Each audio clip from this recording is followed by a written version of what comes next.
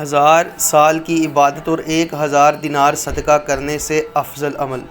حضرت سیدنا ابو سلیمان درانی رحمۃ اللہ تعالیٰ علیہ فرماتے ہیں، جس جائز خواہش کے پورا کرنے پر قدرت حاصل نہ ہو، اس سے محرومی پر حسرت سے فقیر کی نکلنے والی آہ مالدار کی 1000 سال کی عبادت سے افضل ہے۔